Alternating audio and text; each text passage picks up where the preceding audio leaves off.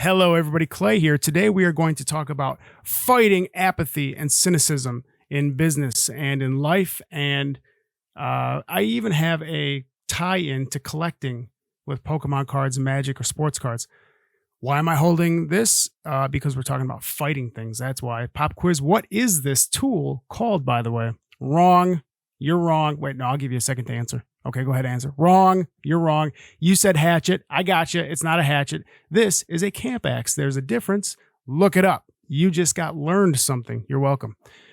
Let's talk about fighting apathy, or maybe even not fighting apathy, but just like understanding apathy and accepting its existence and how it's going to play a role in business, life, trading cards, everything, all the above.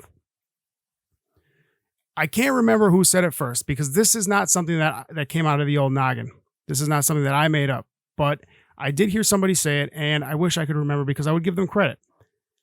It's one of those things that you hear, and it's like, maybe I should put this axe down. The lights kind of clicks in your head.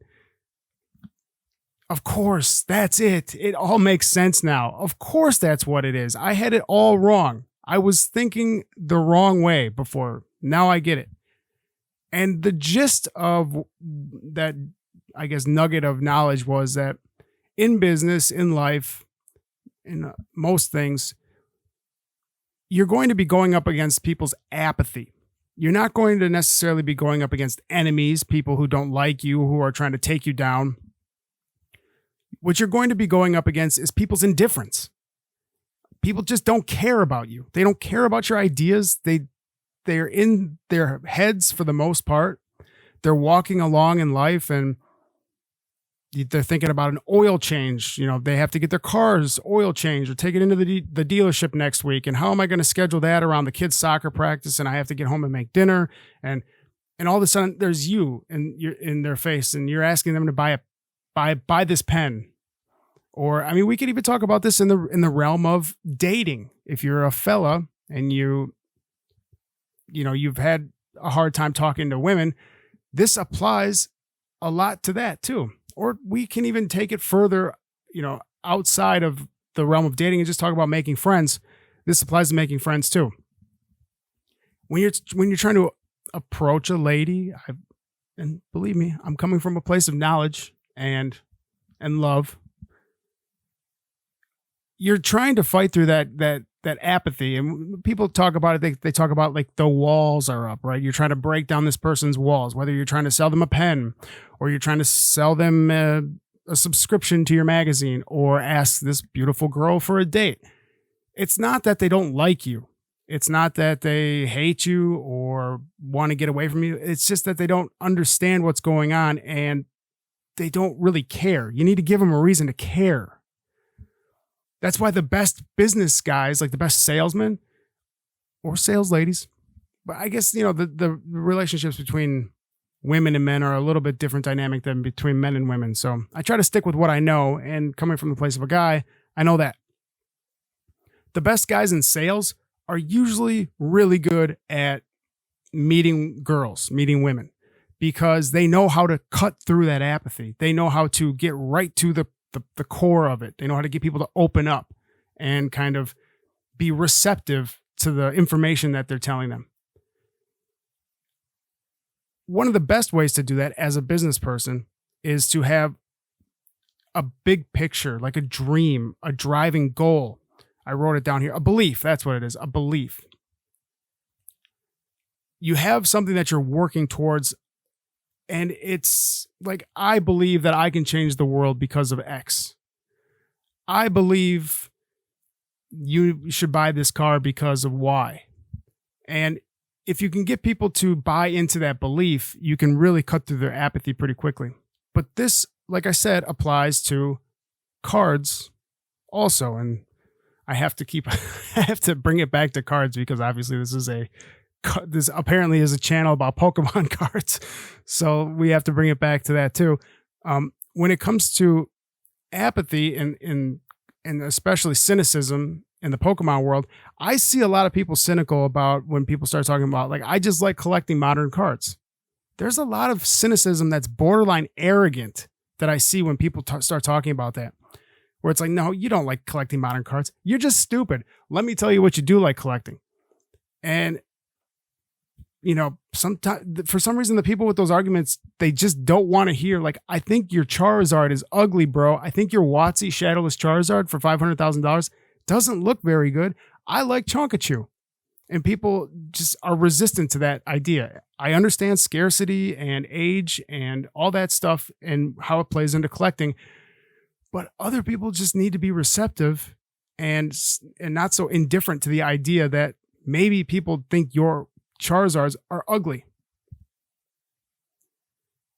But indifference and apathy, like I said, when I first heard about this in business, because this applies really heavily to the services area of business, which I have a services business.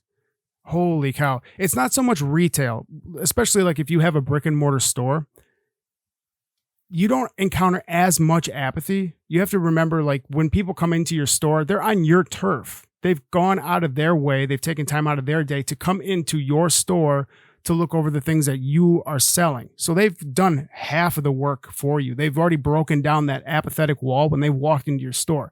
Now the only part that's in your, like, the ball's in your court as far as closing that deal. You make sure that you have the right products, your prices are right, you're a personable, amicable, human being, and you should be able to be successful.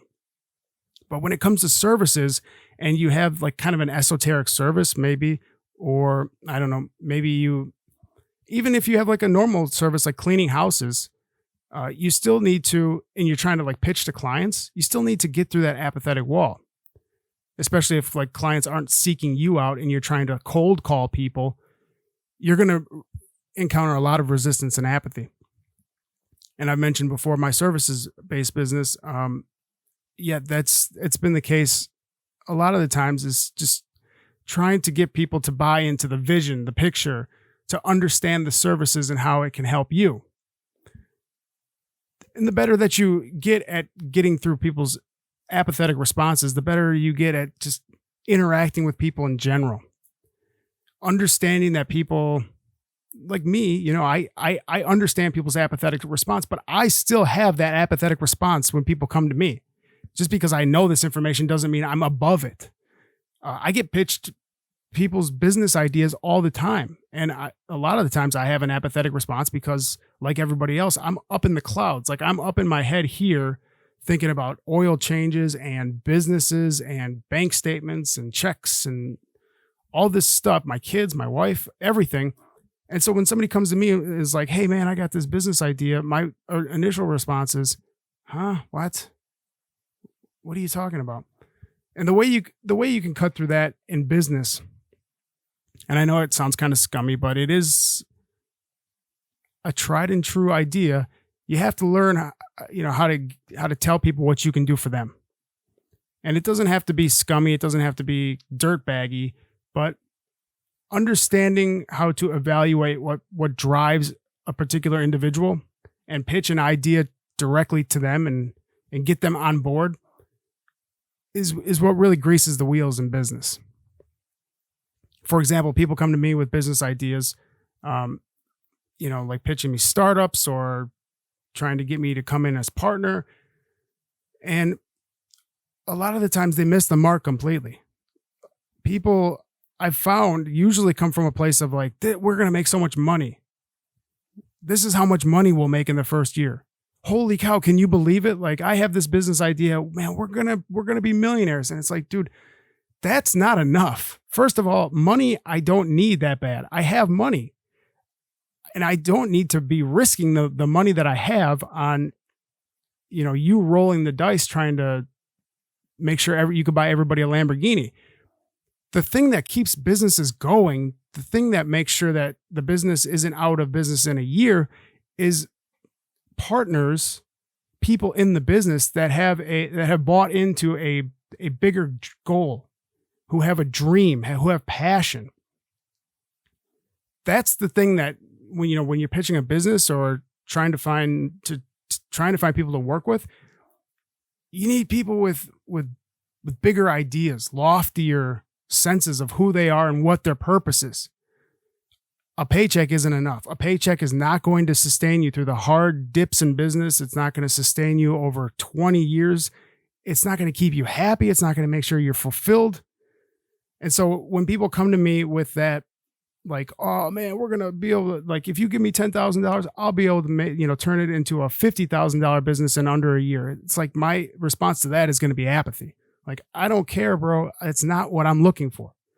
If you want to come to me with a business, it better be like, this is my vision of changing the world.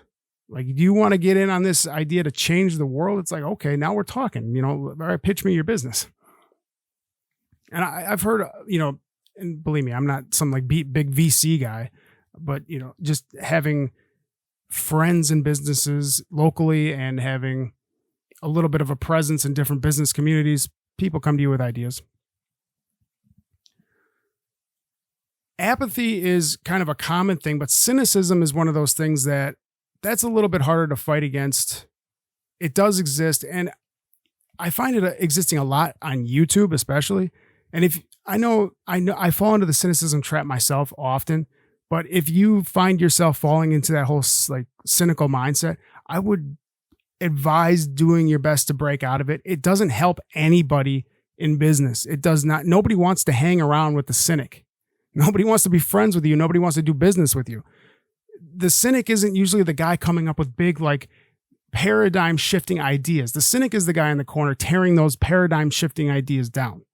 The cynic is the guy saying, like, Tesla, what the fuck do I need a self-driving battery powered car for? I've got my Chevy, That's what the cynic does. And the cynic does have a role. Like, if the cynic can learn to shift the cynicism into more of like a pessimism, like, which can be kind of channeled into more creative ways to deconstruct an idea, poke holes in an idea, then that's useful. That's helpful. But if it's just taking shots to take shots, I got news for you. Everybody can do that. The hard thing is to be like the dreamer, the optimist, the guy looking for the silver lining, the guy looking to change the world. That's the hard thing to do. The easy thing to do is to be the armchair cynic, to take shots. So, if you are the dreamer, the person trying to change the world, man, congratulations, because it's not an easy road. It's not an easy life. There's way more cynics than there are dreamers, and they are doing everything they can to try and bring you into the cynical realm. So, just some thoughts today. The whole idea of apathy has been on my mind lately. You see it everywhere. And once you kind of learn to accept that it's not people trying to tear you down necessarily, or it's not people who are trying to see you fail, it's just people stuck in their own heads, then I don't know. At least for me, I've learned to let things roll off my back a little bit easier. If you can't make that sale, or you can't get that referral or that new customer, it's like, you don't have to take it personally. It's like, okay, that person is in their own world and we weren't able to connect. Maybe the next person I'll be able to connect with, or maybe that person will come back and give me a second chance to connect with them. Let me know what you think about this. How do you feel? Have you encountered the same thing as far as apathy in your own life? And how do you feel about cynicism?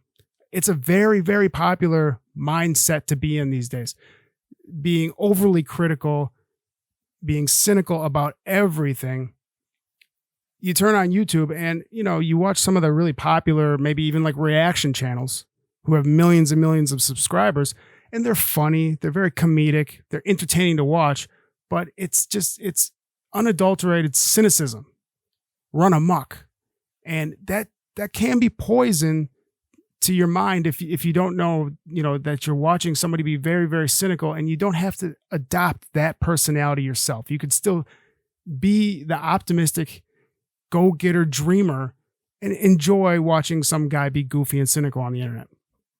Let me know how you feel in the comment section down below. Thanks for watching. Thanks to all the new subscribers. And as always, I will catch you later.